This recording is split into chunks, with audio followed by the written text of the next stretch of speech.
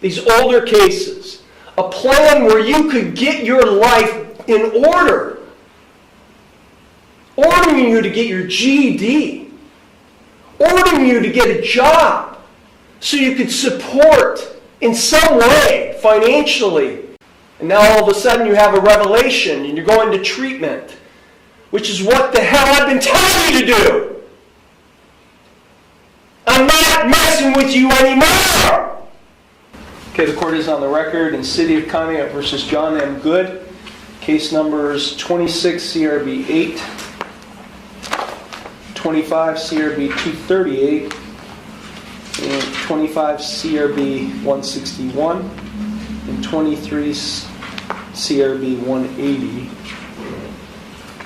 In 26 CRB 8, Mr. Good pled not guilty to 5 charges using weapons while intoxicated, 2 counts of aggravated menacing. All 3 of those charges are first-degree misdemeanors, and 2 counts of domestic violence, each of which is a 4th-degree misdemeanor. Those pleas were entered on January 12th, 2026. We conducted a first pretrial conference on January 26th, and today this case is set for a second pretrial conference.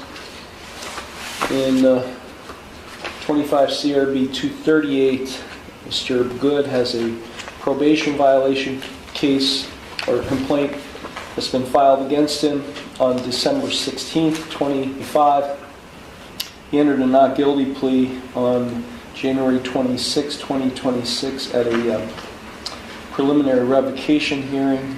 This case is set for a final revocation hearing. In 25 CRB 161, a probation violation complaint against Mr. Good was also filed on December 16th, 2025, although that complaint does not mirror the complaint filed against him in the previous case. The allegations contain different allegations. Again, Mr. Good pled not guilty to that complaint, and this case is set as well for a final revocation hearing today. Mr. Good is present. He is accompanied by his attorney Matthew Schultz. Also present is Law Director John Lewis and Probation Officer Sean Benoit. Court is in receipt of a pretrial report. Mr. Lewis. Thank you, Your Honor. With regard to the 26 CRB 8 case, the offer that's been extended to Mr. Good would be to plead as charged to using the weapons while intoxicated offense. With that plea, the city would dismiss the aggravated menacing counts at defendant's cost. The city would also amend the domestic violence counts to aggravated disorderly conduct under 509.03 B1 E3A. The city would recommend probation, fines, and court costs. Prior to going on the record, Your Honor, I spoke with both Jason Rout and his father, Dennis Rout, who is the father and grandfather of the defendant. And they were in agreement with this proposed resolution of the pending matter, and they are not seeking a post-conviction no contact order. With regard to the 2 probation violation cases, the offer that was extended to Mr. Good would be to admit both of the violations, and with that, the city would recommend a 5-day term of incarceration. Mr. Rott, did you understand the proposal that Mr. Lewis just explained on the record? Yes, Your Honor. Okay, are you in favor of that proposed resolution? Yes, Your Honor. Okay, are there any questions you have regarding the proposal? No, Your Honor. Okay, thank you.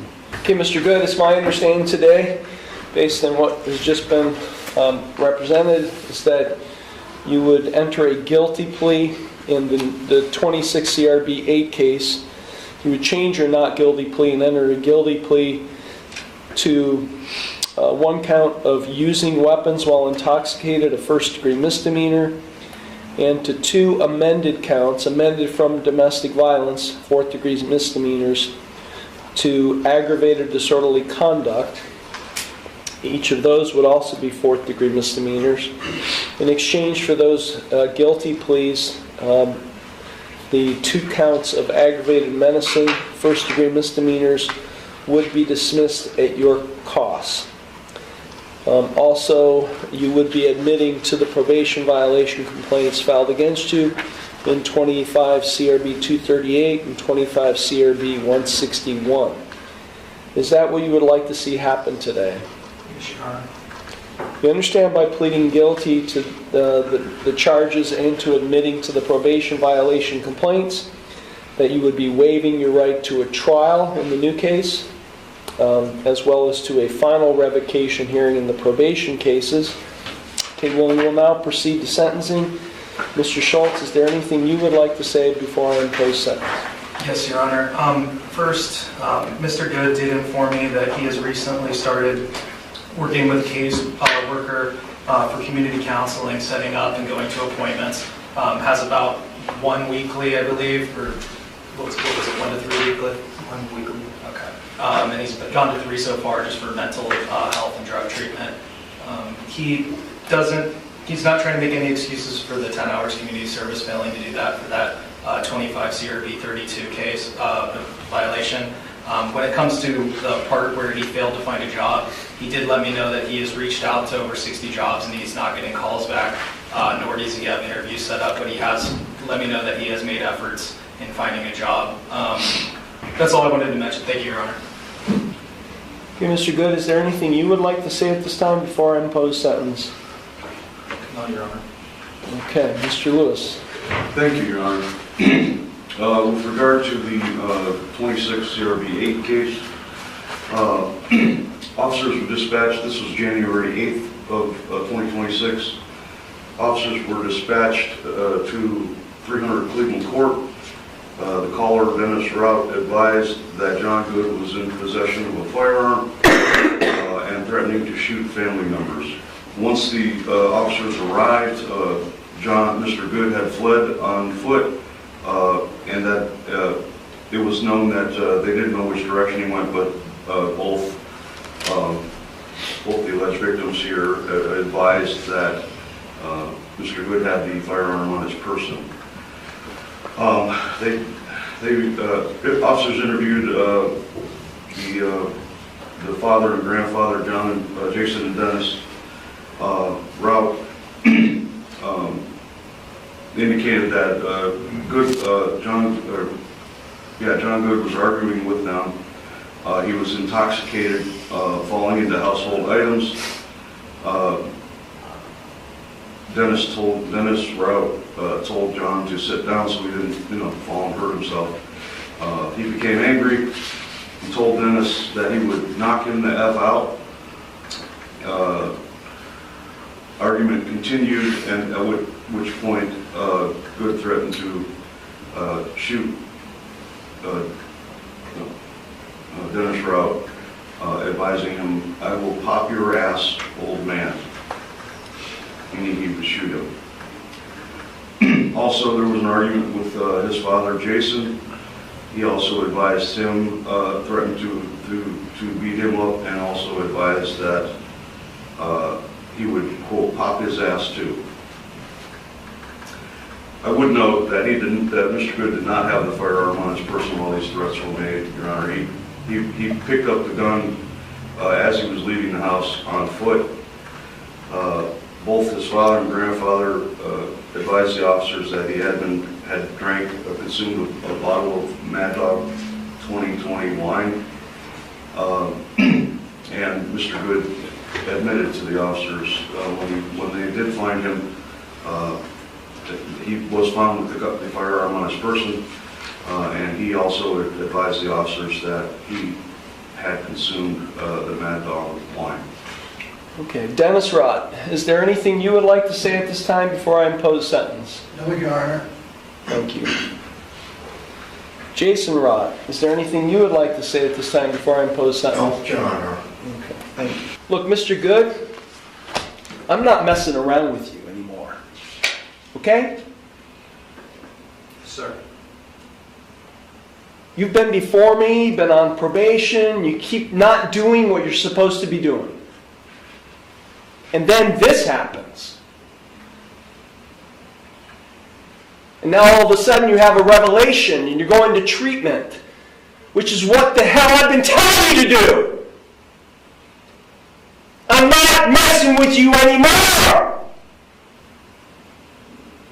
You are going to jail. You're going to jail. Just not today. Because we have no room. I tried to devise a plan for you in these other cases, these older cases. A plan where you could get your life in order. Ordering you to get your GED.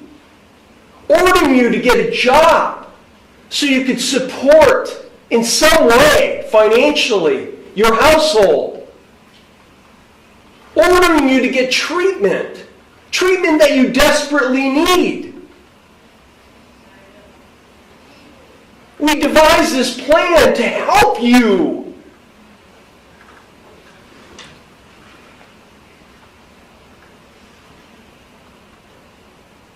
And it's not like this is the first time.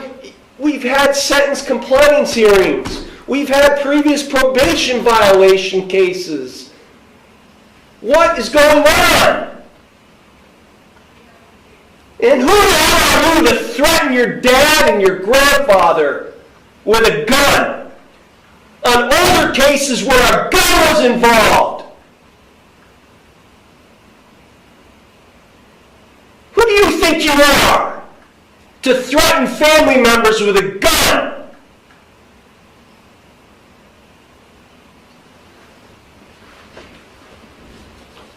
Young man, let me just tell you, after you serve the jail sentence I'm about to impose on you, if you screw up one more time before me, and this probation officer seeks to violate your probation, I don't care. You're going to get the maximum sentence, and I'm throwing away the key. Yes, Your Honor.